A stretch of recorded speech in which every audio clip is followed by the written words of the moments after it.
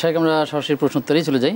আমাদের বোনটি যে প্রশ্ন করলেন যে মহরমের রোজা তিনি রাখবেন 9 এবং 10, এই রোজার সাথে তিনি একটা বাড়ি রেখে তিনি কাজার রোজার নিয়ত করতে পারেন কিনা? এই রোজার সাথে কাজার রোজাটা কিন্তু ফরজ, জি, এই ফরজ রোজাটা আলাদা, আর মহরমের রোজা নিঃসন্দেহে আলাদা, এটা একটা নফল বা সুন্নাহ রোজা।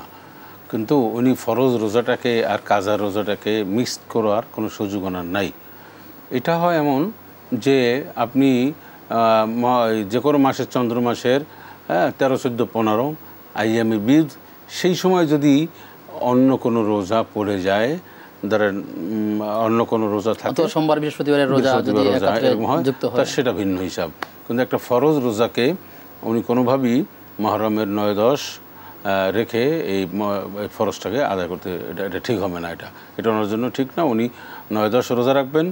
গুরুত্বপূর্ণ মহরমের রোজা রাখা, অনেক ফজিলতময়, 1 বছরের গুনাহ মাফের একটা হাদিসে রয়েছে। অতএব এটা করবেন, আর ফরজ রোজা আলাদা করবেন উনি।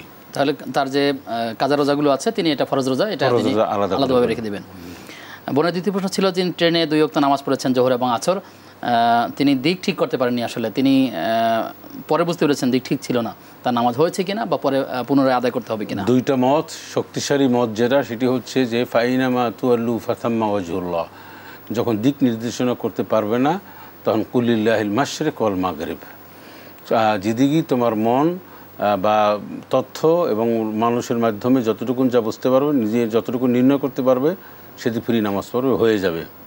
কিন্তু যেহেতু উনি জানতে পেরেছেন, পরবর্তীতে শিওর হয়েছেন যে আমার নামাজটা হয়নি, সেহেতু উনি নামাজটা আবার কসর নামাজটা যখন শুরু করেছিলেন তখন তো ঠিক হয়তো পশ্চিম মনে করেই ঠিক করেছিলেন। ঠিক সেটাই আমি বলছি যে এক প্রথম মত, শক্তিশালী মত হচ্ছে যে উনি যে নামাজ পড়েছেন, কসর পড়েছেন, এটাই যথেষ্ট ওনার জন্য।